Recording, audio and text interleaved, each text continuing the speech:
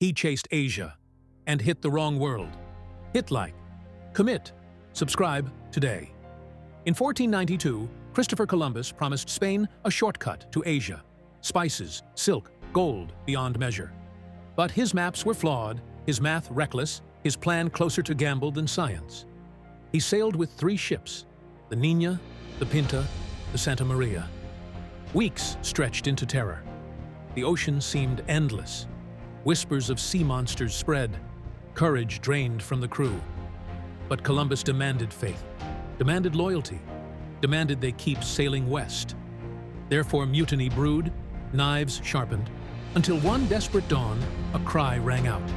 Land. Relief turned to celebration.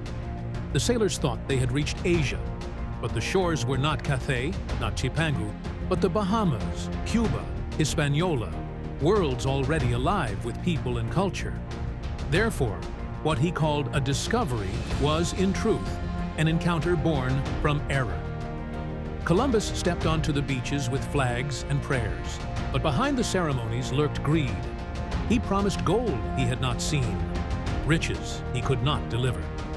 Therefore, every voyage returned with tension between glory promised and reality found. Spain crowned him a hero. Parades and titles showered his name. But letters leaked of cruelty, rebellion, and brutality in the lands he ruled. Therefore, admiration at court began to sour, and whispers replaced applause. Yes, his voyages opened new trade routes, shaping a global world. But they also unleashed conquest, forced labor, and disease that tore through native populations. Therefore, for every triumph carved into textbooks, there was a tragedy carved into human lives. Stand with him for a moment on that wooden deck, the horizon wide, the air heavy with salt.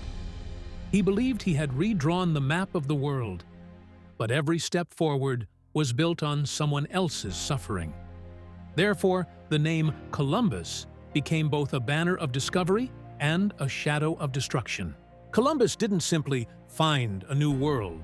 He mislabeled it, misunderstood it, mismanaged it, yet mastered the story long enough for kings and empires to believe it. But history isn't his story alone. Therefore, we must ask, did he change the world or fracture it?